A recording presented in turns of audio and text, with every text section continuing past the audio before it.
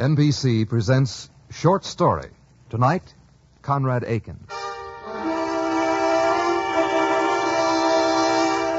A story by a Pulitzer Prize winner, the man who holds the chair of poetry at the Library of Congress. He's poet, teacher, sometime tennis reporter for the New Yorker magazine, Conrad Aiken. He deals tonight with an operating table and a strange, far journey, which will be heard immediately following this communiqué from the United States Marine Corps. Literally translated, esprit de corps means spirit of the Corps, and in this country, the expression is most often used in referring to the United States Marine Corps. The United States Marines have an esprit de corps based on pride of outfit, confidence in fellow Marines, and respect for Marine Corps tradition, all vital ingredients in an outstanding military organization. Certainly one of the most distinctive characteristics of every Marine is this feeling of pride, and a natural outgrowth of pride is confidence. When men have confidence in themselves, their comrades, and their leaders, they become welded together into an unbeatable team. The United States Marines owe much of their success to their esprit de corps. Here now, Mr. Arcularis by Conrad Aiken. Hello, John. Oh, there you are, Kurt. Nearly let your seat go. Thought you weren't coming. Oh, I didn't intend to. Not till I heard old man Venner's going to tackle an advanced mitral today. What? Mm-hmm. Advanced mitral? Poor guy is practically signing his own death warrant. What's his name? His name is Arcularis. Arcularis. Rum sort of a name. Yes. And I gather he's a rum sort of a fellow. All kinds of money, no wife, no family. All alone in the world. How come you're so well informed? I've been taking an interest in the girl who's been nursing him, little Miss Hoyle. And I've been getting precisely nowhere. She's far too wrapped up in her patient, her precious Mr. Arcularis.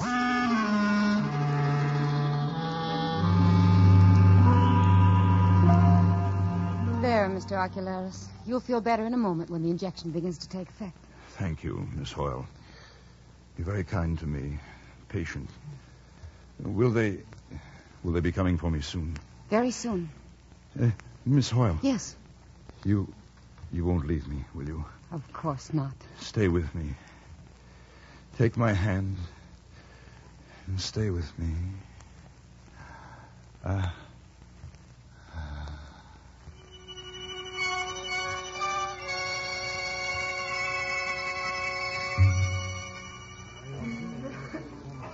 Your attention, please. Today we're going to have the privilege of watching Dr. Venner operate on a case of advanced disease of the mitral valve of the heart. Our thanks are due not only to Dr. Venner, but to the patient who, in the interest of medical science, has consented to have the operation take place here in the lecture theater. Well, I thought you said the patient was quiet. He was, Doctor, for a while, but... He's had an injection, of course. Yes, Dr. Venner. All right, I'll try to quiet him. Mr. Arcularis, listen to me, Mr. Arcularis. You're going to be all right. You're going to be perfectly all right. So don't worry. Don't worry. Check him, please, Mitchell. Seems all right. Pulse? 90. Blood pressure? 140 over 83. All right. Let's begin.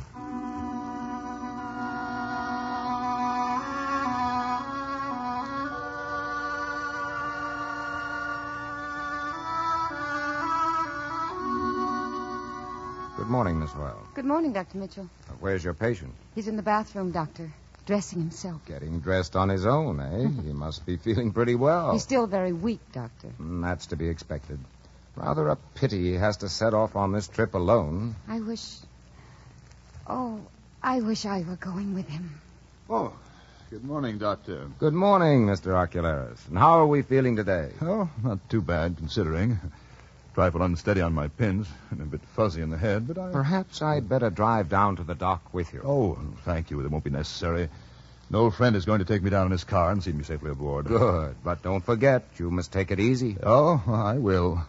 Goodbye, Doctor. Goodbye, Mr. Arcularis, and bon voyage.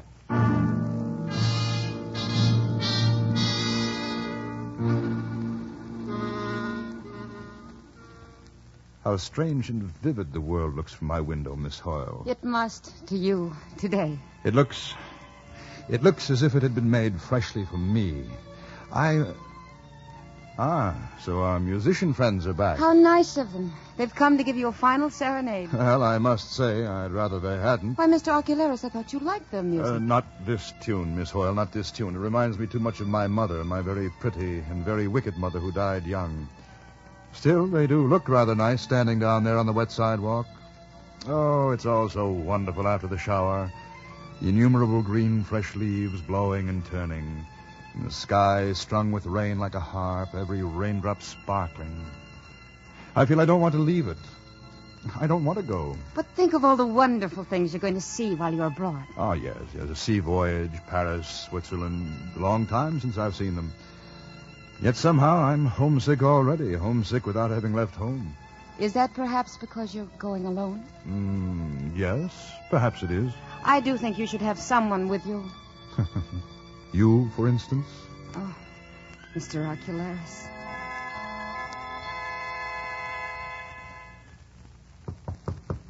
There, that must be your friend. I'll let him in. Harry. Well, if it isn't the same good old Ark. How are you, fella? You look swell. Fine, thanks, Harry. It's good of you to come. Well, how does it feel to be back on your feet again, you old sinner? Wonderful, Harry. Simply wonderful. The same good old Ark.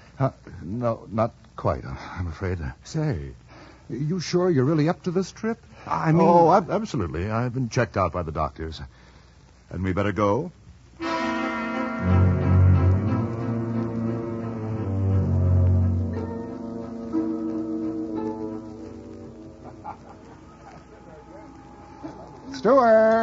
Steward! Yes, sir. Coming, sir. Steward, 2 double whiskeys. Right away, sir. As I always say, there's no bar like a ship's bar, fella? Yeah, but it's too cold in here. I can hardly keep my teeth from chattering. Your whiskey, sir? There. Now, drink it down, Ark. That'll soon chase that chill out of you. I hope so. I say, Harry. What is it? Something wrong? No. It's just... There's that girl at the table over there by the door. Oh, what about her? Hey, she's very pretty. Almost beautiful. Doesn't she remind you of someone?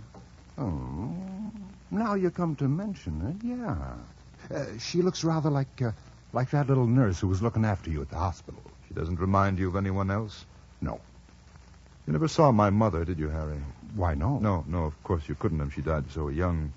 I just... Oh, look, we've embarrassed the poor girl with our staring. She's getting up to leave. No, I think not. She isn't going to leave. You're right. She's coming our way. Hey, this is bad, fella. Pardon me, gentlemen, but you've been looking at me as if you recognized me. And... Please accept our most humble apologies, madam. Our behavior has been inexcusable. Oh, no, please don't apologize. You see, well, I have such a poor memory for names, and I was afraid you might think me very rude. You mean that... I mean that I'm almost certain I've met you somewhere before, but I have to admit I can't remember your name. My name is Ocularis. Ocularis. Yes, and my friend here is Harry Freeman. I'm Clarice Dean. Miss Dean? Won't you have a drink with us? Well, thank you, but I must go down to my cabin. Then perhaps we can get together later on, Miss Dean? That would be nice. Goodbye, gentlemen. Au revoir. Well, that isn't the strangest thing. All ashore that's going ashore. All ashore that's going ashore. Well, that's it, fella. Time for me to go. Harry, do you... Do you have to? Goodbye, old fella, and take care of yourself. Goodbye, Harry. Goodbye.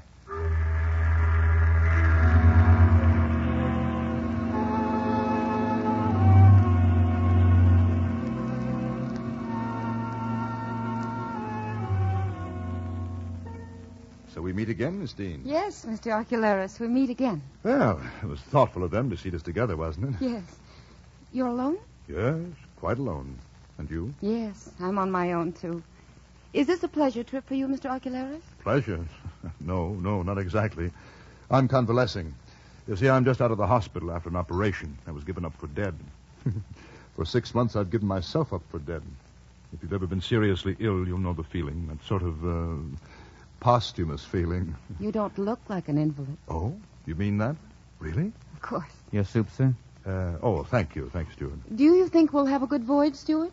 Well, madam, I don't like to be a Jeremiah, but... What do you mean? Well, you see, madam, maybe I shouldn't say it, There's a corpse on board, and I never yet knew a voyage with a corpse aboard that we didn't have bad weather. Why, Stuart, you're just superstitious. Oh, no. That's very ancient superstition, Miss Dean. Maybe it's true.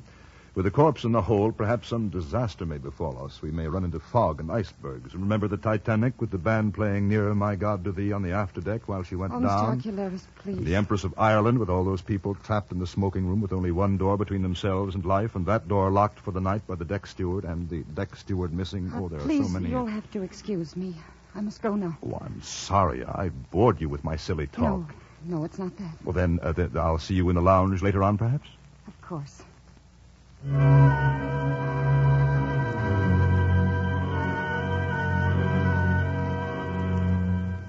Archelaus. Mr. Archelaus. Yes. Yeah, what? Where am I? Safe in bed in your cabin. Oh. It's morning. I brought you your tea. Oh, thank you. Thank you, steward. By the way, sir, I suppose you haven't come across a bunch of keys here in your cabin. Keys? Well, no. Why? Well, mine are missing, sir. The ones that open the pantries and the freezers.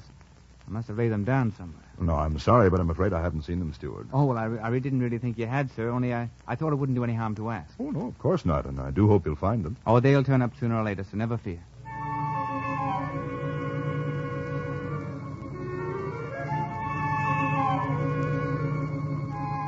Have you ever done any sleepwalking, Miss Dean? No, I never have. That's the funny part of it. I never had either until last night, never in my life. I hardly ever even dreamed. So this really rather frightened me. Tell me about it, Mr. Archelaus. I dreamed at first that I was walking alone in a wide plain covered with snow. It was growing dark. It was very cold. My feet were frozen and numb, and I was lost. I came then to a signpost. At first it seemed there was nothing on it, nothing but ice. Just before it grew finally dark, however, I made out on it the one word, Polaris. The pole star. Yes, and it gave me, in the dream, I mean, an awful feeling of despair. And then the dream changed. I dreamed I was standing outside my stateroom in the little dark corridor and trying to find the door handle to let myself in. I was in my pajamas, and again I was very cold. And at that point I woke up. Yes. The extraordinary thing is, that's exactly where I was. And now the question is, where had I been? It's very singular. Certainly, yes. Do you think, Mr. Archelaus, that we might go into the lounge now? I find the darkness here on deck a little depressing. Of course, Miss Dean. We'll go in and listen to the ship's orchestra. We'll listen to the orchestra in the lounge.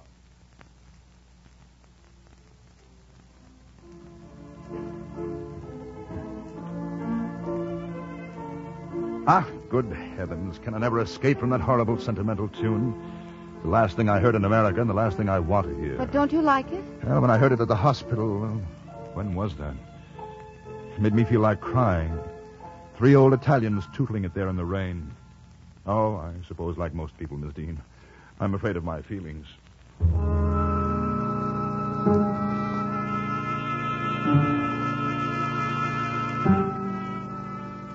I'm only a ship's doctor, Mr. Archelaus, and I don't pretend to know much about the workings of the human mind. But if you'll tell me about your dream, I think it may help to relieve your anxiety. Last night was the second night in succession.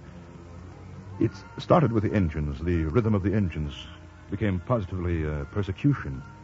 It gave me no rest. It followed me like a hound of heaven. It drove me out into space and across the Milky Way, and then back home by way of Betelgeuse. It was cold there. I sparkled with frost. I felt like a Christmas tree. I was barefoot. There were icicles on my fingers and toes. Snowflakes and tinsel blew past me, and always the perpetual throbbing. The iteration of sound was like a pain. There were circles and repetitions of light. The feeling as of everything coiling inward to a center of misery. Go on, Mr. Archelaus. Suddenly, it was dark and I was lost. I was groping. I touched the cold, white, slippery woodwork with my fingernails, hunting for the electric light switch. The throbbing was again the throbbing of the ship's engines. And I was almost home. Almost home. Another corner to round, a door to be opened, and there I'd be, safe and sound. Safe in my father's home. And that was the end of your dream? Yes. It was at that moment I woke up. I was in the corridor that leads to the dining salon, and I was seized with such a pure terror as I had never known. My heart felt as if it would stop beating. My back was toward the dining salon, so apparently I had just come from it. I was in my pajamas.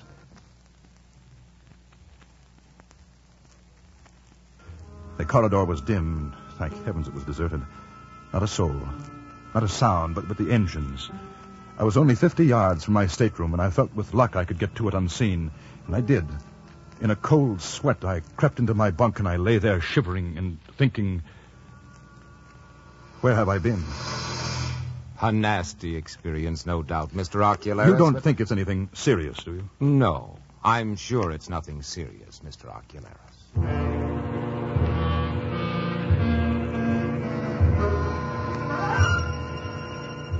Miss Dean, Clarice, please, may I call you Clarice? Of course you may, Mr. Ocularis. Clarice, it happened again. It happened again last night. I know. What? Well, how do you know? Who told you? No one told me. Then I saw you myself. You? Saw me? Yes. You see, last night I was worried about you. I waited in the shadow near the door of your cabin. I saw you come back safely, and I thought it better not to interfere. I heard it's dangerous to interfere with sleepwalkers. Oh, Clarice, if you could understand how it felt at that moment. When you'd gone back into your cabin, I waited for a while and then came away. Just as I came to the corner of the corridor near the stairs, I noticed something on the floor. It seemed to me that you had dropped it. What was it you found? I have it here. Look. A bunch of keys. No. No. No!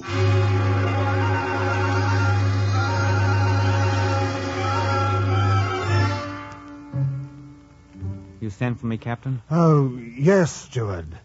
I understand you've lost some keys. That's right, Captain. I've mislaid them somewhere. I've reason to believe they're being used to no good purpose. Any idea who might have got hold of them? Well, sir, I did think I might have laid them down in one of the staterooms, 27 on E deck, Mr. Ocularis. Oh, I see. He's been very ill, sir. Yes. I think it might be a good idea for you to keep an eye on that stateroom tonight. Do you see what I mean? Yes, sir.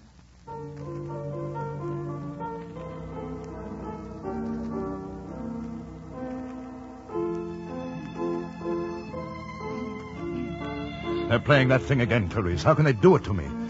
As if I hadn't enough to bear with my sleepwalking and the cold and the keys. Hush, Mr. Ocularis. You really shouldn't let your mind dwell on your troubles, you know. Well, how can I help it when every time I look at you, I think of her? Of whom? Of whom do I remind you? Of my mother. My very pretty and very wicked mother who died young. That's why I can't bear this tune. It brings back all the dreadful misery of those days. She's been dead a long time? Yes. I was 9 when she died. And she was unhappy? She was unhappy?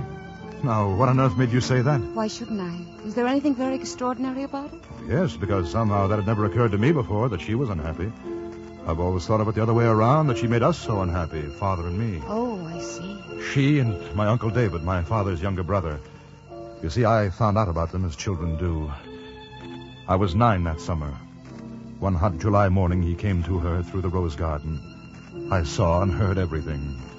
He had come to take her out on the yacht for the day. When she heard him, she came out on the balcony and they spoke words of love. And then Uncle David saw my head peeking out from behind the bush. They went off together on the yacht, but Uncle David was certain that sooner or later I would tell.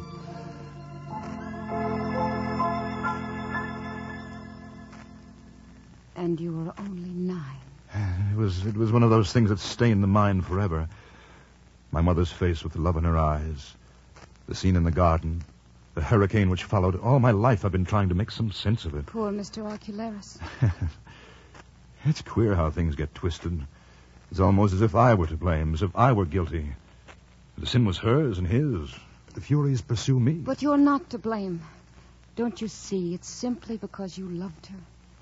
Oh, how wonderfully understanding you are. Who but you would have thought she was unhappy? You know, Clarice, I'm years older than you, centuries older. But is it possible that we are falling in love? Yes, I think it is, Mr. Ocularis. Take my hand, Clarice. Feel how cold it is. Yes, poor thing. Warm it. Warm it before I leave you. It's been to Polaris and back, you know. And tonight it may have to go again. No. No. No.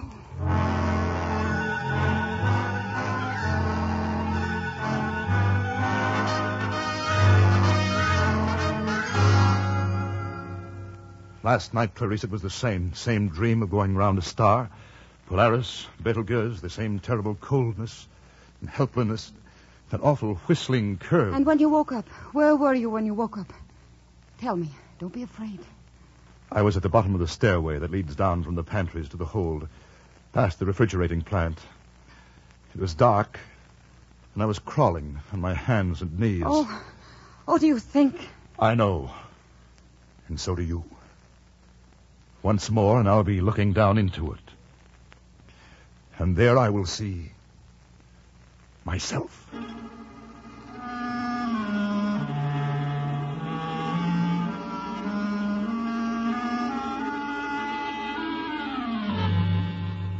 Just a minute, Steward. Let me get this straight. You kept watch outside Mr. Arcularis' cabin. He came out in his pajamas, and you followed him down to the big freezer room. He used your keys to unlock the doors along the way. Yes, sir. When he got to the door of the big freezer room, he unlocked it and went in, and got down on his knees beside the coffin. Then he started to beat on him with his fist, sir. How long did that go on? Only a few moments, sir. Then he turned round and started back. And you followed him back to his cabin? Yes, sir. When he got a few yards from the freezer door, he seemed to wake up like, and after that he fair ran back to his stateroom. Well, I think I'd better have a word with Mr. Arcularis myself.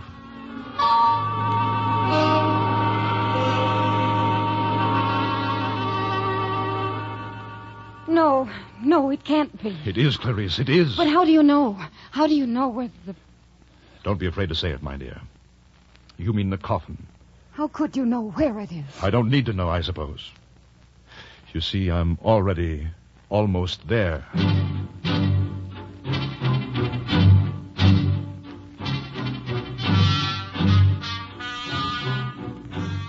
Ah, yes, Mr. Arcularis. What do you want with me? Well, there's a certain matter that I feel I really must discuss with you. What do you mean? What is it? Mr. Arcularis, have you been sleeping well since you've been aboard this ship? What are you driving at? Tell me, what are you driving at? If you'll please answer my question, I'll explain. No, I have a right to know what you're accusing me of. But, my dear Arcularis, I'm not accusing you of anything. I'm simply trying... Oh, yes, you are. You are accusing me of something, and I know what it is. I know what you're thinking. But, my dear sir, You think it was my fault that they drowned? You think my spying drove them to it? You think I was to blame for what happened? Mr. Arcularis, you're entirely mistaken. I'll tell you exactly what happened. It was the morning after he came to her in the garden. The morning after the hurricane. It was just before daybreak, and the bay was calm again. I rode up the marsh channel towards Pulpit Rock. I knew that Mother and Uncle David had sailed that way in the yacht. I rode about halfway up the channel when I saw the yacht's tender. It was still tied to the yacht. The yacht was sunk there, lying a little on her port side with the roof of the cabin about 2 feet under water. I could see it all quite plainly. The cabin door was shut. I sculled around to the starboard side where I could look in through the forward porthole. Inside, I could see something pink floating close to the glass. I knew it was my mother's dress, the dress she'd worn the day before. That's all, sir. I didn't touch anything, sir. I left everything just as it was. Everything. Mr. Arcularis. Yes? I'm afraid you're not quite yourself this morning. That's right. I do feel very weak. I have a pain around my heart. You've been very ill, and we must take care of you. You've been walking in your sleep. It may not happen again, but if it does, I'm afraid you'll have to sleep in the ship's hospital. Yes, I understand. Don't worry about anything, Mr. Arcularis. We'll take care of you. You're going to be all right. You're going to be perfectly all right. So don't worry. Don't worry. Don't worry.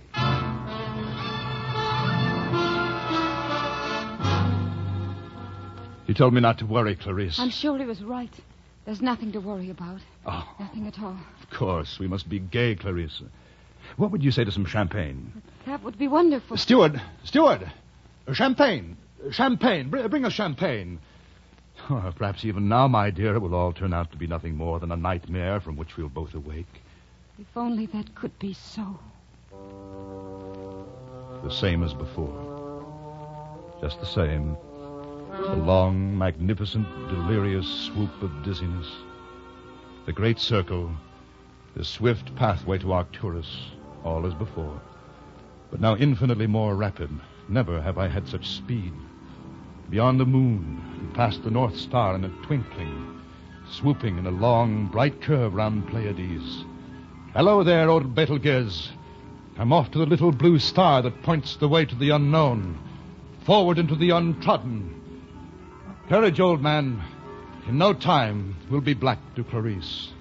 Back to Mother. Oh, if only I don't wake. If only I don't wake in that time and space, somewhere and nowhere, cold and dark, and music sobbing among the palms of a lonely... If only... The coffers of the poor. No, not coffers, but light, delight, supreme white and brightness, and above all, whirling lightness above all, and freezing.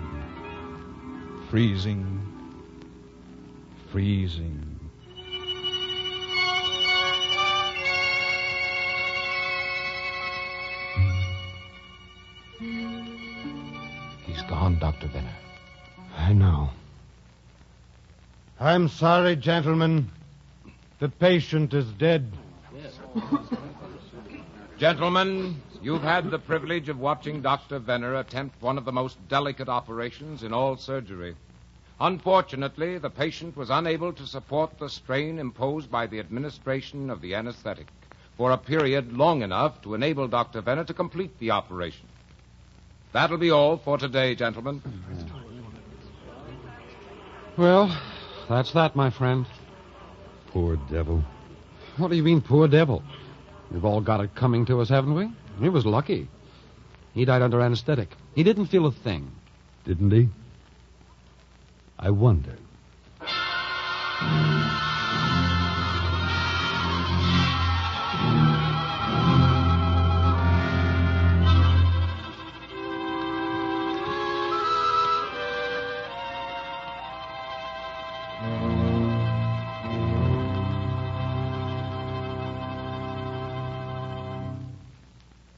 You have heard Mr. Arcularis by Conrad Aiken. The second broadcast in a new dramatic series, NBC presents Short Story. The adaptation was by Gerald Noxon. In tonight's cast, Arcularis was John Daner. Georgia Ellis was heard in the dual role of Miss Hoyle and Clarice Dean, Donald Woods as Dr. Mitchell and ship's doctor, and Jan Arvin as the captain and Dr. Venner. Kurt was Lee Millar, John was Tom McKee, Harry was Don Randolph, and the steward was Charles Davis. Your announcer, Don Stanley. The director of NBC Presents Short Story is Andrew C. Love.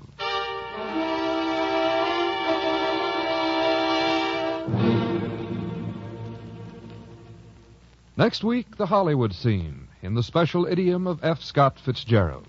Mr. Fitzgerald's story, Crazy Sunday. Hear it next week. Meanwhile, bear in mind this message from the United States Marine Corps. The history of the United States Marine Corps is more than a glorious record of heroic deeds of valor. The history of the Marines is a history of men whose faithful devotion to the ideals of their country and corps have caused them to be honored and respected throughout the world. The proud traditions which set the Corps apart become a coveted heritage to every man who wears the globe and anchor. And the Marine motto, Semper Fidelis, always faithful, becomes a lasting creed. You'll find leaders in government, industry, education, in every walk of life who proudly bear the mark of the United States Marines. There's something about the Corps which fosters leadership, self-reliance, and confidence among its members. In the final analysis, these are the qualities that make a good Marine and a good American.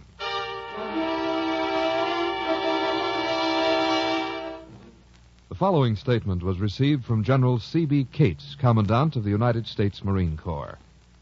With the annual appeal for funds by the Red Cross, every American can render a special service to someone less fortunate than himself. I urge all hands to be as generous in their support as their means will permit.